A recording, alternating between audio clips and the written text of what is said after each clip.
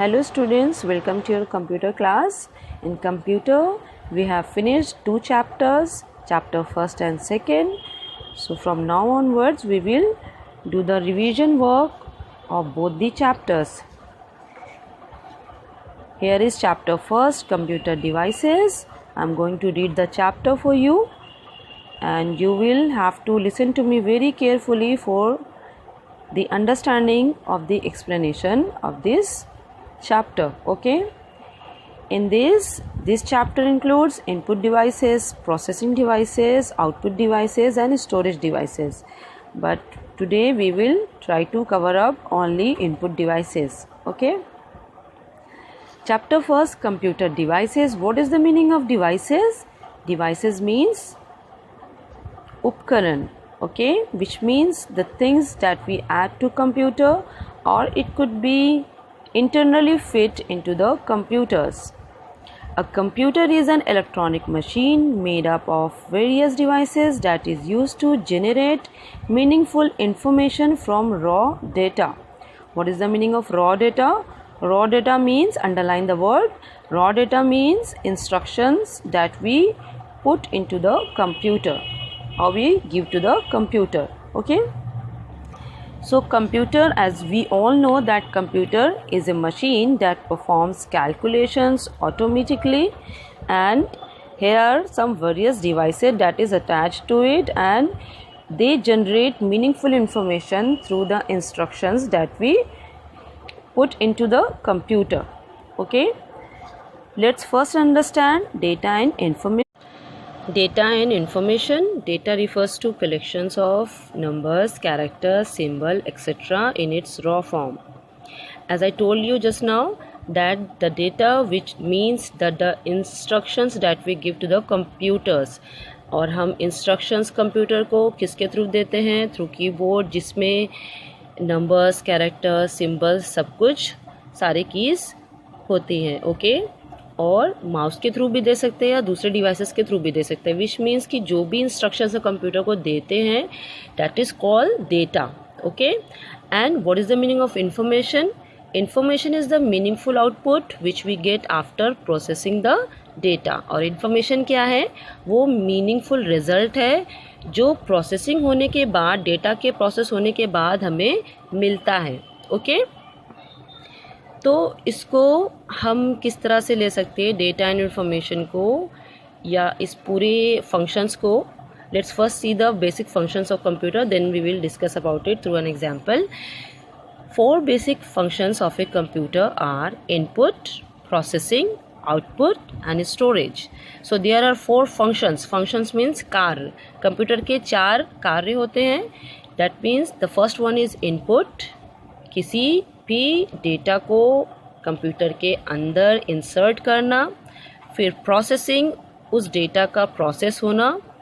Third, output. Output means the result that we get. And then the storage, which means saving the files and folders or whatever things. Okay, so these are the basic functions. These are the 4 basic functions of a computer. Let's understand these input, processing and output cycle through an example. Okay, this is an example of input, process and output cycle. What do you see in this picture, in this diagram? In input, at the first in input step, we have an electric kettle is filled with water. The kettle is plugged into the electrical socket, then on switch is pressed.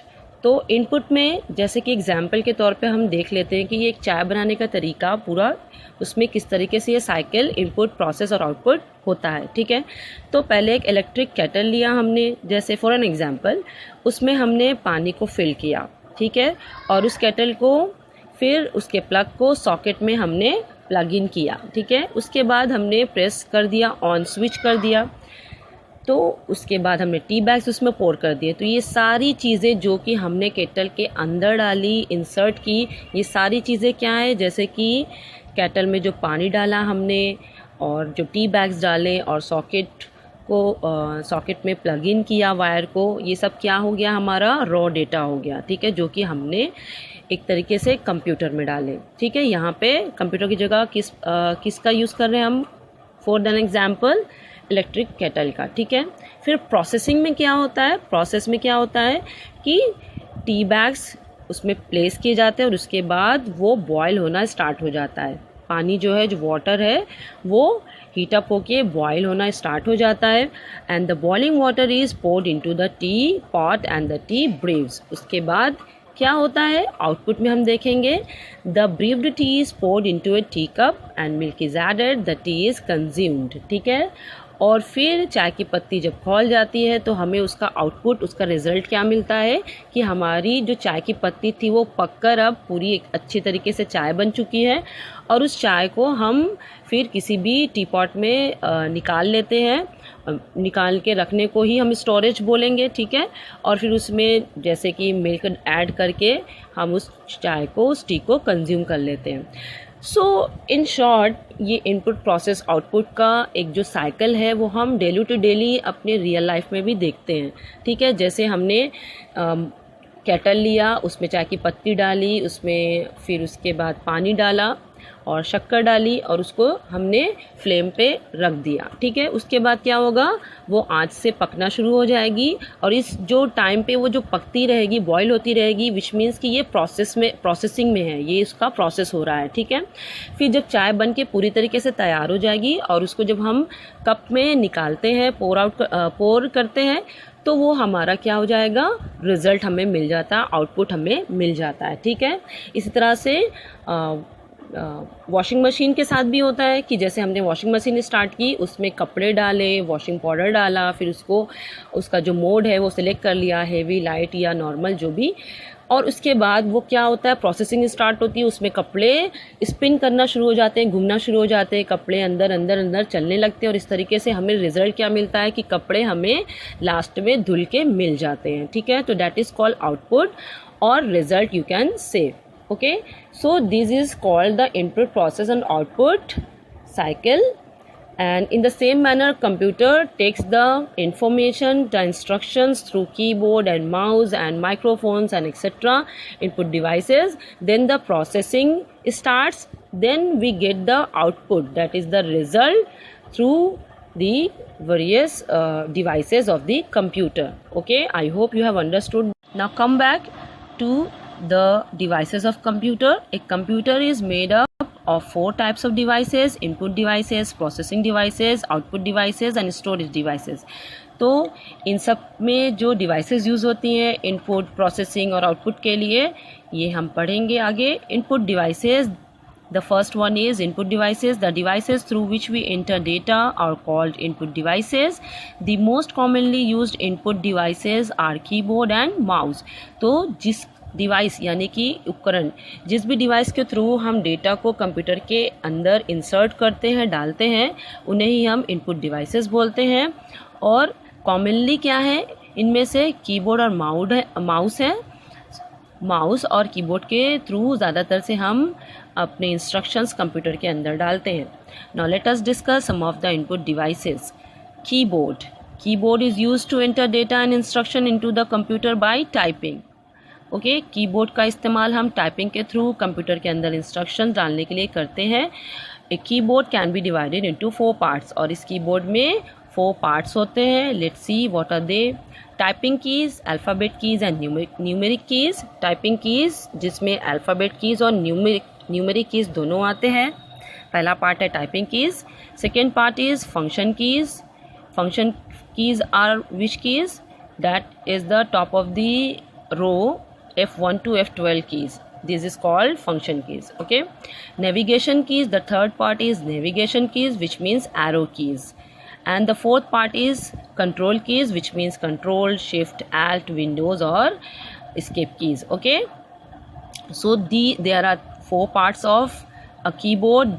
The first one is typing keys, the second one function keys, the third one navigation keys, and the fourth one is control keys. Now move on to mouse. The mouse is used to control the cursor on the screen. It is also used to draw pictures, select objects and text on the computer. Mouse का इस्तेमाल भी हम instructions को computer के अंदर डालने के लिए ही करते हैं, और इसका मेन वर्क क्या होता है कि ये जो कर्सर आप को दिखाई देता है स्क्रीन पे, कंप्यूटर स्क्रीन पे, उसको ये कंट्रोल करता है। साथ ही साथ इसके थ्रू हम पिक्चर्स को ड्रॉ कर सकते हैं, साथ ही साथ फाइल्स या फोल्डर या ऑब्जेक्ट्स को सिलेक्ट भी कर सकते हैं, okay, bye dragging the buttons, okay. Now move on to scanner. It is a device that reads text or pictures printed on a paper and translate the information in such a way that a computer can understand. So scanner क्या है? Scanner भी एक input device है और ये क्या करता है, ये ऐसा डिवाइस है जो टेक्स्ट, किसी भी पेपर पे जो पिक्चर्स प्रिंटेड होती हैं या टेक्स्ट होते हैं उनको ये रीड करता है, ठीक है, उनको ये रीड करके इस तरीके से ट्रांसलेट करता है कि कंप्यूटर उसको समझ लेता है, उसकी इन्फॉर्मेशन अपने अंदर इंसर्ट कर लेता है, ठीक है। There are 3 types of scanners, flat bed scanner, sheet fed scanner and hand held scanner. तो 3 टाइप्स के स्कैनर होते हैं, flat bed, sheet fed and hand held, ठीक है। स्कैनर को सिंपली आप एग्जांपल के तौर पे ले सकते हो कि जैसे मान लीजिए आपको कोई पिक्चर इंसर्ट करनी है, कंप्यूटर के अंदर डालना है, जैसे आपकी जो आई कार्ड पे जो फ़ोटो होती है पासपोर्ट साइज़, तो उसको जब आपको कंप्यूटर के अंदर डालना होता है तो क्या करते हैं, ईजिली उसको स्कैनर पे हम रख देते हैं। We place the photo on the scanner, तो उसके बाद वो स्कैनर उसको रीड करता है और आपकी जो फ़ोटो है उसका सेम टू सेम पूरी इन्फॉर्मेशन कंप्यूटर के अंदर फीड हो जाती है और वहाँ पे वो फ़ोटो सेव हो जाता है, ठीक है।